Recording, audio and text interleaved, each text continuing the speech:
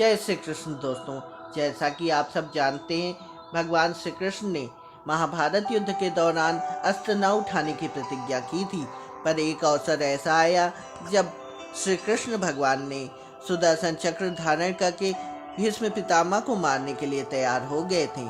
ऐसा उन्होंने क्यों किया, इस प्रसंग के माध्यम से वह क्या संदेश देना चाहते थे, आज हम लोग इस विषय पर चर्चा करने जा रहे हैं। दोस्तों, भगवान श्री कृष्ण ने महाभारत युद्ध के दौरान एक बार क्रोधावेश में भीष्म पितामह पर प्रहार करने हेतु सुदर्शन चक्र उठा लिया था।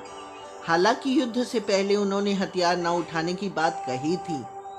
ऐसा कर कर उन्होंने संदेश दिया था कि अवसर आवश्यकता के अनुरूप मनुष्य को अपने निर्णय, प्रण, प्रतिज्ञा, निश्चय में फेरबदल कर लेना चाहिए। उन्होंने ऐसा क्रोध में किया था। और एक संदेश इस प्रकरण में यह भी है कि हर बार क्रोध बुरा नहीं होता। ऐसे अन्य प्रकरण भी मिलते हैं। भगवान शिव ने क्रोध में तीसरा नेत्र खोलकर कामदेव को भस्म कर दिया था। ऐसा ही भगवान श्री राम ने एक बार समुद्र को सबक सिखाने के लिए धनुष पर बाण चढ़ा लिया था।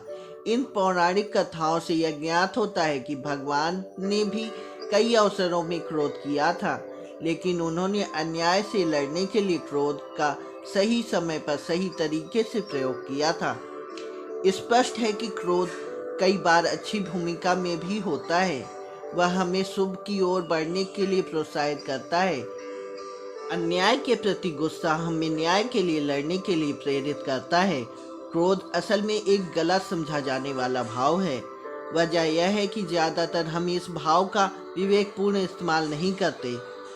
अरस्तु जी ने उचित ही लिखा है, गुस्सा करना एक सहज प्रतिक्रिया है, लेकिन सही व्यक्ति पर, सही समय पर, सही मात्रा पर और सही मकसद में गुस्सा करना बहुत कठिन है। यही भावनात्मक परिपक्वता का करिश्मा है।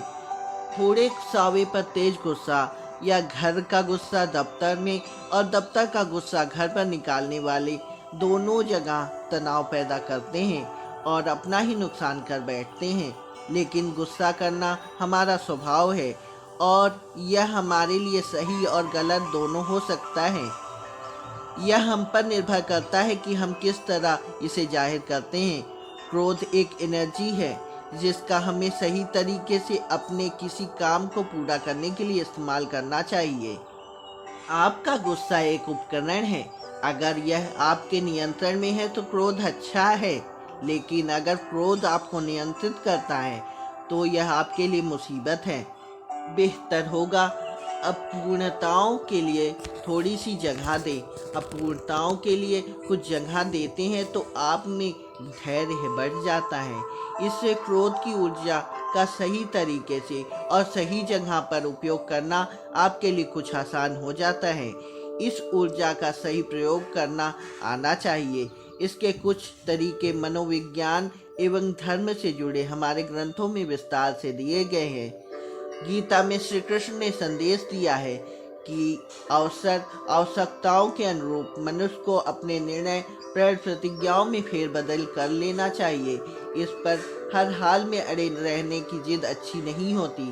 ध्यान रहे, प्रतिज्ञा मनुष्य के लिए है, ना कि मनुष्य प्रतिज्ञा के लिए। इसलिए मनुष्य समाज के व्यापक हित में जरूरी हो तो प्रतिज्ञा छोड़ने में कोई बुराई नहीं है। इसलिए यह शिक्षा खास तौर पर भीष्म के लिए थी, जो अपनी प्रतिज्ञा का हवाला देते हुए न्याय की अवहेलना कर अन्याय के साथ खड़े हो रहे थे।